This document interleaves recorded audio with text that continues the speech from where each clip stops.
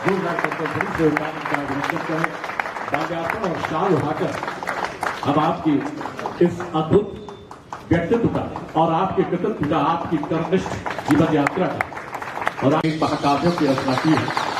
अब सबको प्रेरणा प्रदान राशिया साहब राज्यसभा के सदस्य, उनका बहुत बहुत अभिनंदन देती है, दिशाएं नृत्य कर उठती है और समूचा परिवेश स्वयं को धन्यवाद दे रखता है कि इस गरिमापूर्ण उपस्थिति हेतु उनका हृदय से अभिनंदन करते हैं और अंतरतम भावनाओं से स्वागत करते हैं।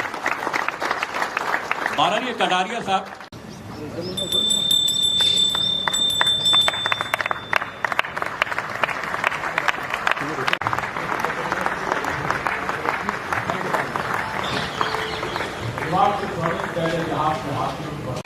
मीठा जो है वो नमकीन के बाद ही ग्रहण किया जाता है, तो इस वजह से मैं बीच में जो है आकर उपस्थित हो गया हूं आदेश के ऊपर। वैसे मेरे को आज यहाँ पर उपस्थिति दर्ज करवानी नहीं थी, मेरा कार्य सिर्फ सबका धन्यवाद ज्ञापित करने का था, जो मैं आज पहले ही जो है प्रथम मैं सब लोगों का जो है वो धन्यवाद मैं ज्ञापित कर देता हूं। सबसे पहले तो मैं माननीय श्री राज्यपाल महोदय का हृदय से, अपनी दिलों की अंतिम गहराई से जो है वो मैं बहुत बहुत धन्यवाद ज्ञापित करना चाहता हूं। और आपने आज समय निकाला इतिहास के लिए।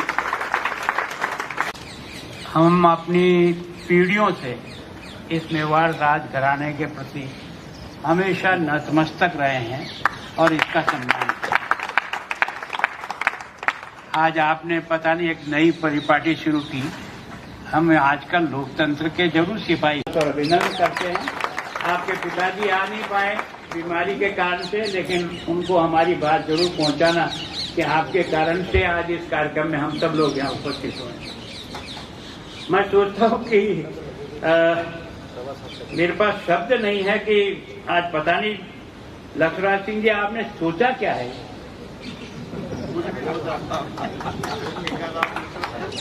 अच्छा, मुझे भी इतना कुछ पता नहीं था। आपने यूं समय तय कराया कि आज कुछ ऐसा करना है, जरूर करना है। अब हमें पता नहीं कि यहाँ क्या होने वाला है।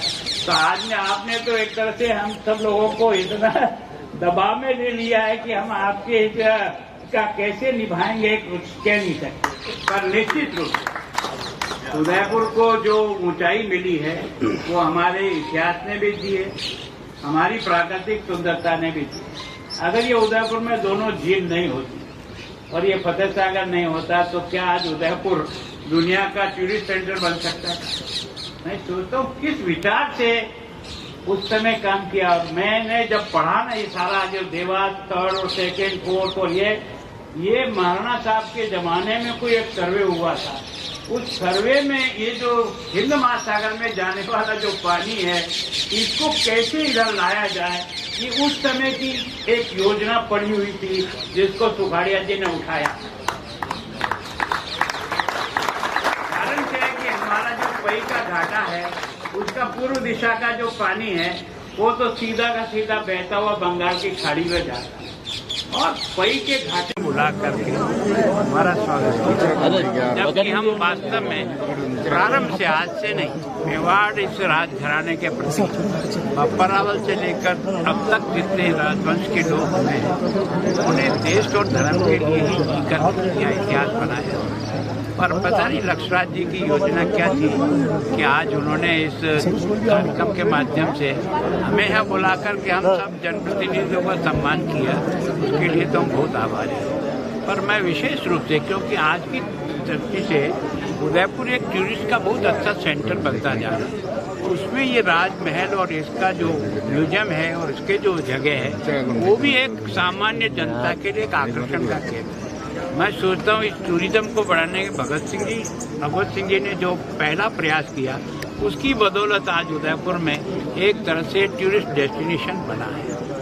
हम लोगों ने भी जो भी थोड़ा बहुत कर सकते थे वो प्रयत्न किया, लेकिन दिया हुआ तो सब प्रकृति ने और उन्होंने दिया है। मेवाड़ को जिस जगह उन्होंने स्थापित किया, जिस जगह ये राजधानी बनाई, जिस प्रकार से झीलों की रचना की, उस जमाने में भी जिस आर्किटेक्ट के आधार पे किया है। आपने देखा राजसमंद की पाल के नीचे कितना भी आप खोदो पानी की एक बूंद नहीं आती।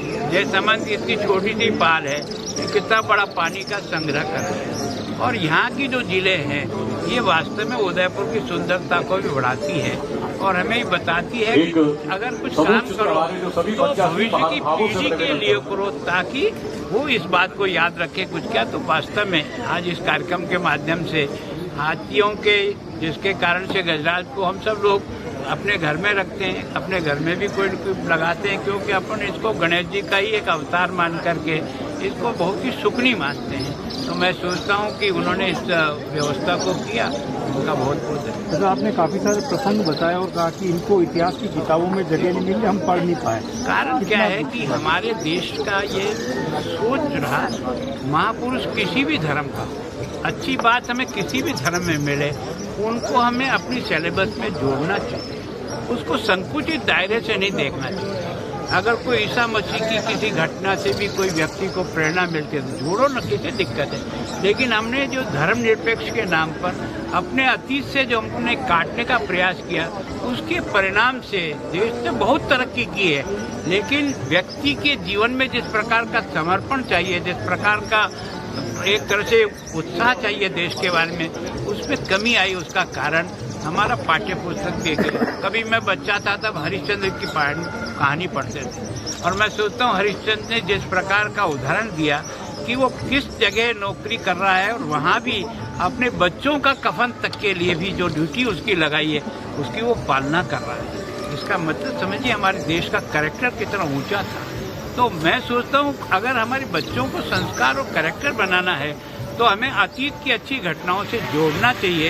इसमें अपने आप को सांप्रदायिक और नई सांप्रदायिक की भूख से अलग हटाना चाहिए। चाहे किसी में भी अच्छे गुण, अगर कोई मुस्लिम समाज में भी कोई अच्छी चीज़ है, सीखने लायक है तो करना चाहिए, क्या दिक्कत है। सिख समाज में भी लगता है कि संगत और पंगत, मैं सोचता हूँ कोई सोच सकता है क्या, है ना।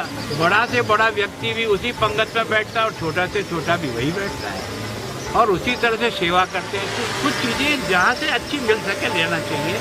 यदि आपने कहा उदयपुर में चौराहे पर भी ऐसी प्रतिमा लगाया जाए जो शिक्षा, देखो हम सोच रहे हैं। वैसे तो हमने सोचा था हम इसमें मार्बल की लगाएं, पर मार्बल की क्या 3 फीट से ऊपर की अगर कोई बनाते हैं तो कॉस्ट बहुत एकदम बढ़ती है, तो शायद उतना हमसे एडजस्ट होगा कि नहीं होगा तो हम देखेंगे हम अपने बजट के आधार पर। लेकिन निश्चित रूप से इस प्रकार के जो एक तरह से हमारे इतिहास को, जैसे अपने चेटक सर्कल पे लगाया, मिराज के सहयोग से लगाया, लोग देखते हैं यानी घोड़े का काय का लगा रखा है। अरे ये घोड़ा नहीं है, ये चेटक है। इसने किस प्रकार से अपने स्वामी के लिए अंतिम प्राण भी जिसके लिए त्यागे हैं, वो आदर्श है, वो जानवर नहीं है, वो देश और समाज के लिए खपने वाला और स्वामी की रक्षा करने वाला एक उदाहरण है। उसको हमने स्थापित किया। आप 4 इधर से 4 इधर से हट जाओ, सेकेंड राउंड में आ जाओ।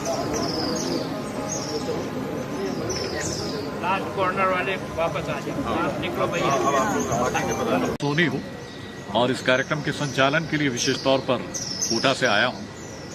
और इससे पहले भी महाराणा मेवाड़ फाउंडेशन के जो सम्मान समर्पण समारोह यहाँ मानेक चौक के सुमंच पर होते रहे हैं, उसमें भी मैं पिछले 24 साल से आया हूँ और मेरे लिए बड़े गर्व की भूमि है। ये धरती ही कुछ ऐसी है कि अपने आप यहाँ से शब्द प्रस्फुटित होते हैं। ये धरती स्वयं ऐसी भावना को प्रतिबिंबित करती है कि हमारे लिए सारा कार्य और हमारा जो शब्द विन्यास है, जो शब्द शिल्प है, वो अपने आप में बड़ा ही सहज हो जाता है। मेवाड़ की इस भूमि को मैं नमन करता हूँ। ये मेरे लिए मेरी आन बान और शान की भूमि है, मेरी कर्म भूमि रही है।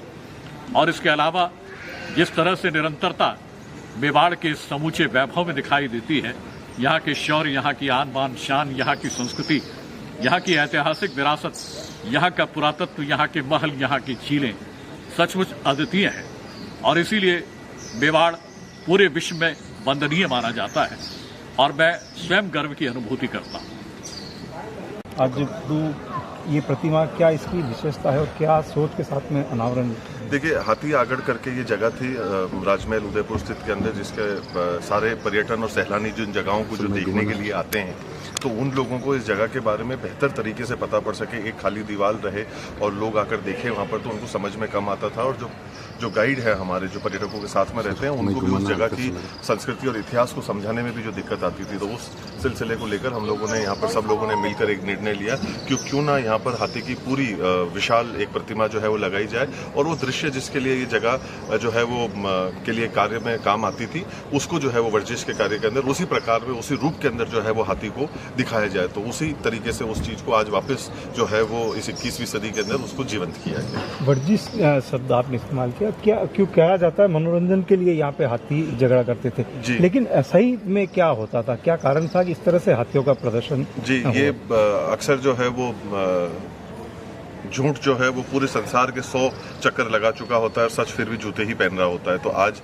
मैं मीडिया का भी जो है सबसे पहले बहुत बहुत धन्यवाद ज्ञापित करना चाहूँगा, और सही बात जो है वो लोगों तक ये पहुँचे कि उस समय के अंदर जो सबसे ज़्यादा आवश्यकता थी वो ये थी कि हाथियों की तंदुरुस्ती और चुस्ती और दुरुस्ती वो सबसे ज़्यादा जरूरी थी, और वो इस वजह से जरूरी थी क्योंकि हाथियों को जंग में एक बहुत ही अहम भूमिका जो है वो निभानी पड़ती थी।